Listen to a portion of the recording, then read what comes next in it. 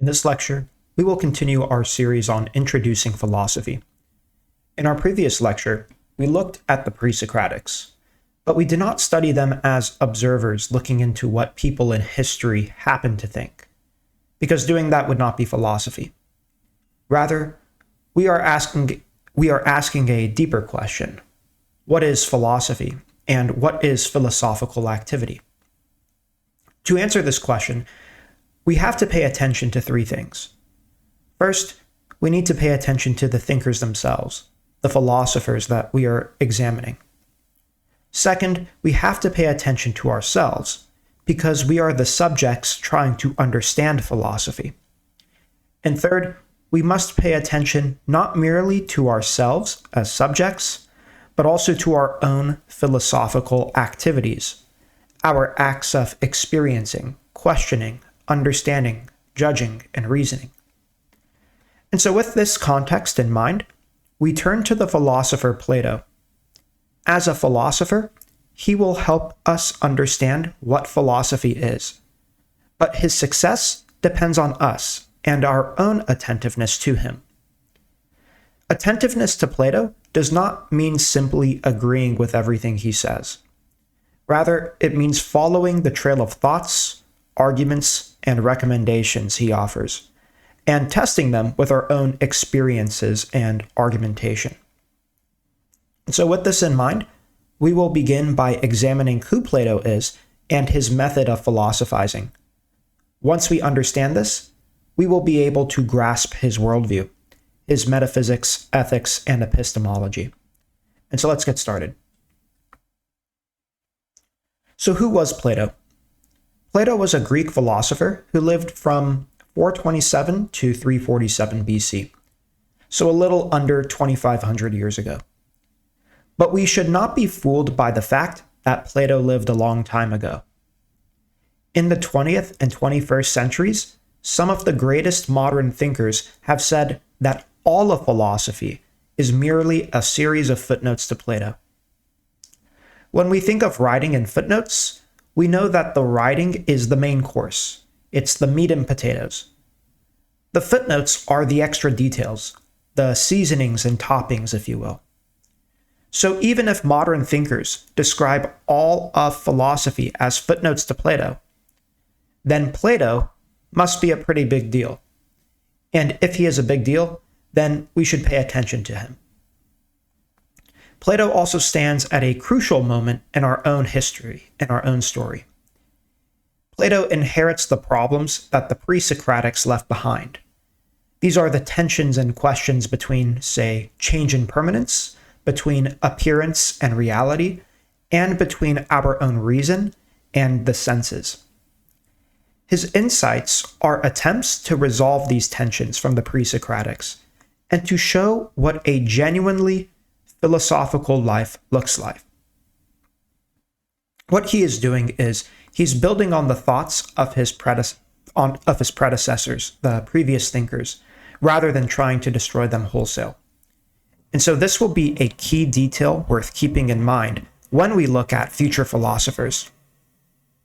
And so here, we will pay attention to two main things. First, Plato's method, which takes the form of dialogue, and second, his worldview, his metaphysics, ethics, and epistemology. First, we will consider Plato's method. We can actually learn a lot about Plato's method from the way he writes. Plato does not write as we might in a typical essay, where we have a topic sentence followed by supporting details or supporting sentences. Rather, Plato writes in the form of dialogues. And so this raises a question. Why does Plato write in dialogues, and how does that help us understand the nature of philosophy? Think about what a dialogue is. A dialogue is a conversation between two or more people. In Plato's dialogues, we usually see Socrates and some other character or set of characters. These are figures from ancient Greece. But besides them, there is another character.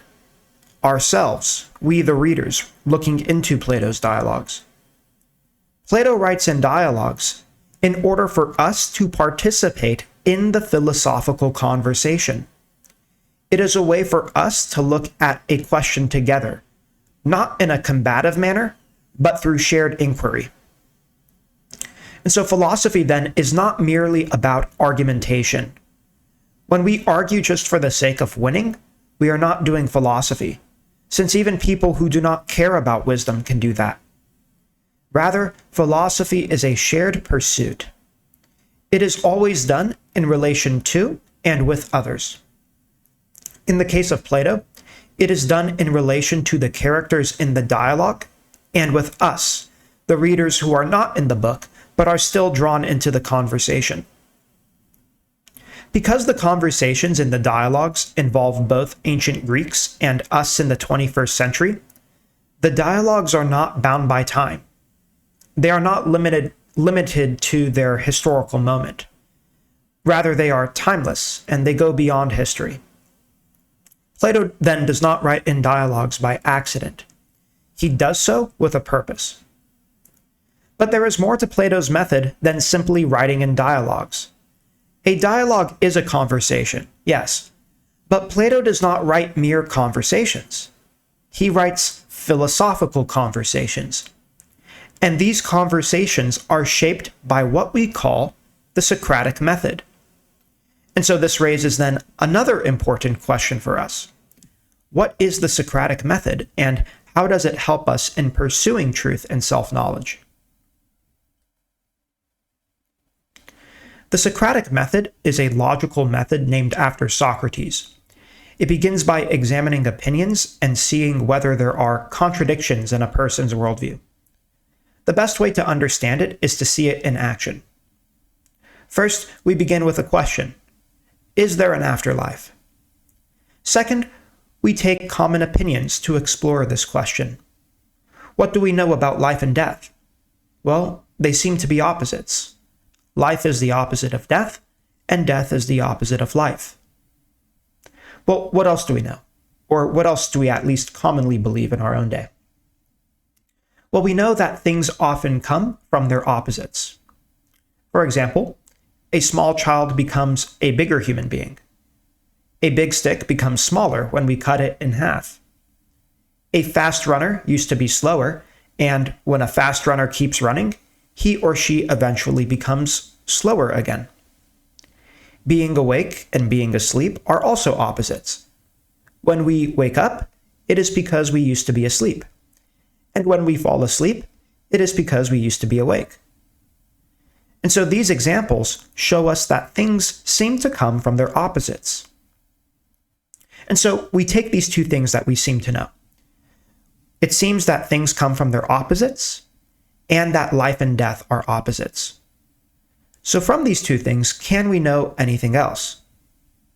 Well, if things come from their opposites, then death comes from life.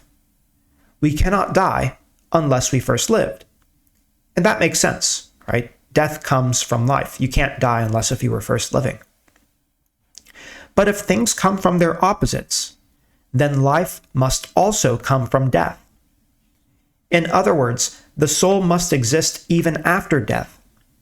This would mean that there is life after death, an afterlife. And now, we might disagree with this conclusion, but this is the Socratic method at work. And if we disagree with the conclusion, reason tells us that we must take issue with one of the premises. We would either have to say that things do not come from their opposites, and give an example of that, or that life and death are not opposites. But if both statements are true, then the conclusion must be true. This then is the Socratic method at work. It is a method where we take an important question and answer it by using commonly held beliefs. Beliefs from either society or from our own selves. And this idea is significant. If we begin by thinking and reasoning from societal or personal opinions, then the Socratic method takes us away from the life of politics and society, which deals with a life that is in constant change, and it brings us to experience a reality that goes beyond what we sense. It takes us to a world that is always true and never changing. In other words, it brings us to the world of Platonic metaphysics. To understand Plato's metaphysical insight, we have to remind ourselves of the problems the pre-Socratics noticed. Heraclitus tried to show that everything is changing. The world we experience, for example, is in constant flux, and even we ourselves are always constantly changing. On the other hand, Parmenides argued that there is no such thing as change. In his view, change would require something to move from non-being to being. But non-being, by definition, does not exist. So it is impossible, he says, to go from non-being to being. Therefore, true being cannot be found in the world of change, but only in reason itself. Now, Plato does not pit Heraclitus and Parmenides against each other. Instead, he harmonizes them. He takes what he thinks is true from both in order to reveal a deeper insight. Heraclitus is right in one sense. Everything we experience through our senses is constantly changing. But Parmenides is also right. If everything were constantly changing, then even the fact that everything is changing would itself have to change, which is contradictory. So Plato concludes that while the world we experience is always changing, there must also be real things that do not change. These real, unchanging things are not accessible to the senses. Plato calls these things forms. This is Plato's metaphysical insight. This brings us to the epistemological question, the question of how do we know what we know?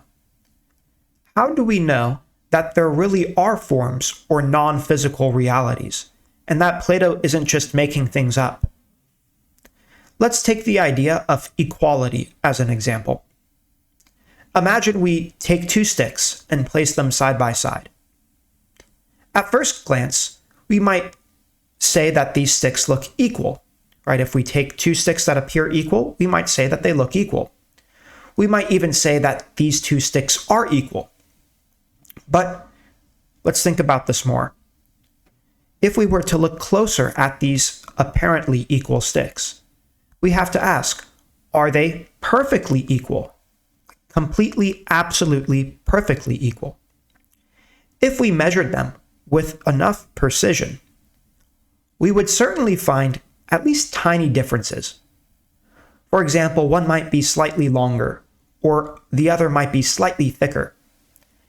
Even if the sticks were manufactured to be identical, over time, one might bend, expand, or shrink.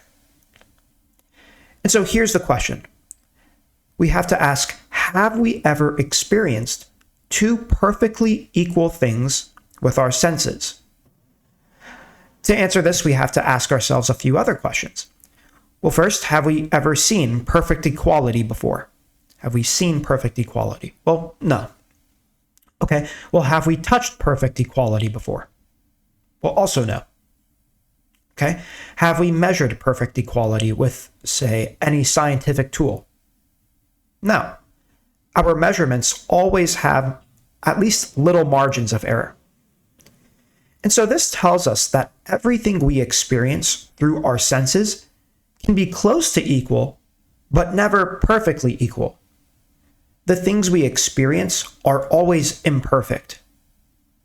But where did our idea of perfect equality come from? Somehow, we know what perfect equality means. We can compare two sticks and say, these are not exactly equal. But to say that they are not exactly equal, assumes that we must already have some idea of what perfect equality would be, what exact equality would be. And so where did that idea come from? The idea of exact equality. We never saw perfect equality with our eyes. We never touched it with our hands. And we never really sensed it at all. So the idea of perfect equality must come from somewhere other than the senses. it must come from reason. Plato calls this perfect, unchanging, non-physical reality the form of equality. It is the standard by which we judge all the imperfect equalities we see in the world. And so when we come to know through reason that there is perfect equality, it is because we're not looking to the world of what we're sensing, but rather it is because we are looking to that perfect, unchanging, and non-physical reality.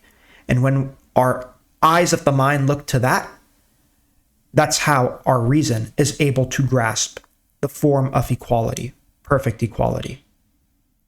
And so this is Plato's point.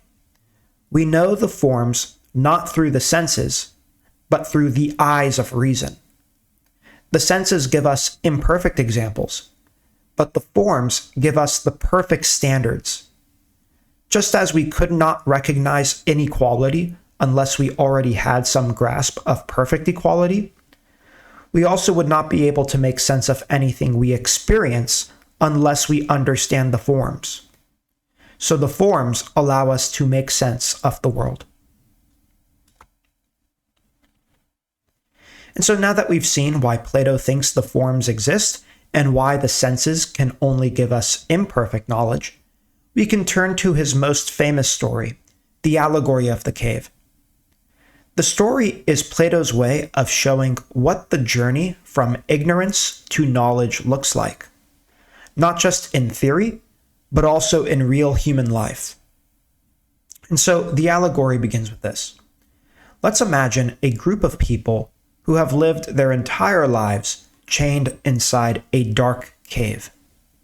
They cannot turn their heads, and all they can see is the wall in front of them. Now behind them burns a fire, and between the fire and the prisoners, there are objects, say statues, tools, and figures, so that shadows are cast onto the wall. The prisoners see only these shadows. They hear echoes bouncing off the walls, and because this is all that they have ever known, they believe that the shadows are the real thing. The shadows are reality. For them, shadows are the whole world. Now imagine one prisoner is freed from the cave. At first, the prisoner or the previous prisoner may have been confused, right? When this prisoner turns around, the fire hurts his eyes. The objects behind him seem strange and unfamiliar. He realizes that the shadows were not real things at all. They are just reflections. And so if he is dragged out of the cave into the sunlight, the pain is even worse. His eyes burn. He wants to go back to the shadows because they were comfortable and familiar. But slowly, his eyes adjust. He begins to see real things, trees, animals, and people. Eventually, he can look at the sun itself, the source of all light and life. And now he understands the truth. The cave was an illusion. The world outside is reality. But the story does not end here. The freed prisoner goes back into the cave to help the others. When he returns, his eyes, which are now used to the sunlight, struggle to see in the darkness. The prisoners laugh at him. They think he has gone blind. They think leaving the cave actually ruined him. And if he tried to free them, the prisoners might resist or even attack him because they think that the cave is reality. So the story of the cave, this allegory, is a representation of human life. The shadows represent the world of appearances, what we see, hear, and experience through the senses. The prisoners represent us when we rely only on opinion and never question our assumptions. The journey out of the cave represents the painful but necessary process of education, where education here is seen to be a turning of the soul, a turning of the person away from appearances, from shadows, and towards truth. The sun represents the highest reality, the source of all truth and meaning. It is through the light of the sun that we are even able to see all other things. The return to the cave represents the responsibility of anyone who has seen the truth to help others, even when it is difficult or not popular. And so Plato's message is both simple but powerful. Most people live their lives looking at shadows, but that's not what philosophy is. Philosophy is the journey that turns us from shadows towards reality. And so what does all this mean for us? If philosophy is the journey of turning away from shadows and toward the light, toward reality, then the cave isn't just a story about prisoners in ancient Greece. It's a story about us. And that means we have to ask ourselves some honest questions. Are there shadows in our own lives that we treat as reality? Are there things that we accept without questioning simply because they're familiar to us or comfortable to believe in? Are there beliefs we hold to because everyone else holds them? Are there habits, fears, or routines that keep us chained in place? Are we avoiding the light, avoiding truth, because it's uncomfortable or because it asks something of us? And are we becoming the best versions of ourselves? Or are we maybe settling for the shadows on the wall? The cave challenges us to look at our own lives and ask, what would it take for me to turn around? And once I do, what would it take to step into the light? What Plato shows us is that philosophy is not about memorizing ideas. Philosophy is about transformation. It is the slow and sometimes painful, but deeply meaningful process of turning ourselves towards what is real. He reminds us that we weren't made for comfort, for shadows. Rather, we were made for greatness.